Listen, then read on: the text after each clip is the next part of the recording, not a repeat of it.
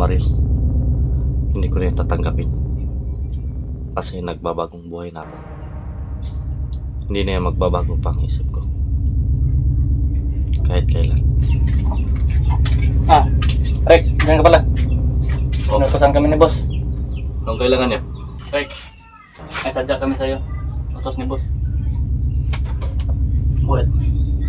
Anong kailangan niya? Okay. May papagawa sa sa'yo.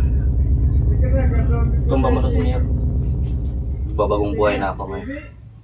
Anong magbabagong buhay? Hindi mo ba alam, Rex? Ikaw ang paborito. Ikaw ang kanang kamay ni boss. Kaya kung ako sa'yo, pagbigyan mo na si boss. Malaking pera to, Rex. Ano ba? Wala akong pakialam kung anong halagang pera niya. Ang importante sa akin, buo lang pa siya ako. Bagong buhay na. Anong nagbagong buhay? May klaseng ganyan ba? May ganyan pa bang natitira ngayon bagong buhay? Hindi pwede yan, Rex. Wala na yan, Rex. Tanggapin mo na to. Malaking bagay to. Makakatulong sa pamilya mo. Oo nga, nakatulong sa pamilya. Pero sa ibang paraan naman yung tulong sa pamilya ko. Hindi masikmura ng pamilya ko eh. Bakit pakakainin mo sila ng galit sa masama? Kung gusto niyo, kaya na akong tumatrabaho para okay sa kalooban niyo. Talaga bang ayaw mo? Ayaw ko talaga kasi nagbagong buhay na ako.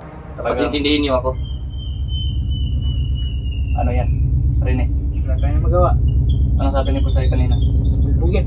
Kapag hindi makuha sa santong dasaran. Sandong paspasan na lang. Sige.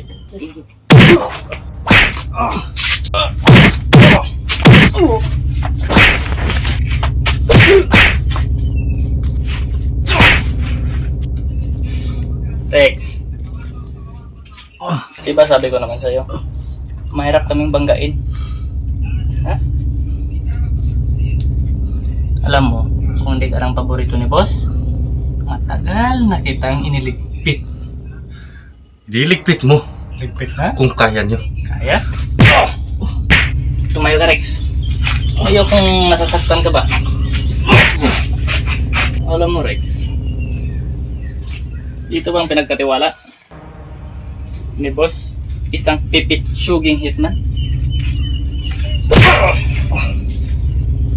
Wala ka palang binatbat eh.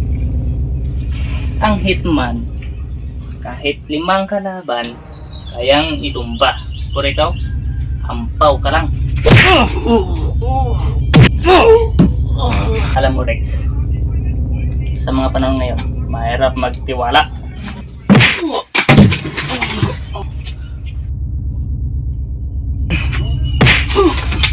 Alam niyo ba ang pagpunta niyo dito? Hindi. Dahil sa oras na to, uuwi kayo doon sa inyo at isabi niyo sa boss niyo mismo na wag na niya akong guluhin. Ganun ba?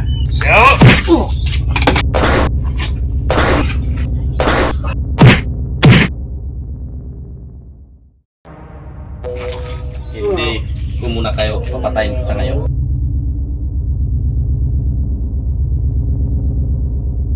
Sabihin niyo sa amo niyo na hindi na ako tumatanggap sa suhol niya. Sige, alis kayo. Baka dito pa kayo mamamatay sa pamahay ko. Sige, Rex. Paparating namin kay boss. Pero babalikan ka namin. Tandaan mo yan.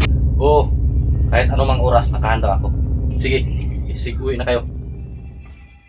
Huwag na kayo tututungtong sa pamamahay ko. Victor, tara na!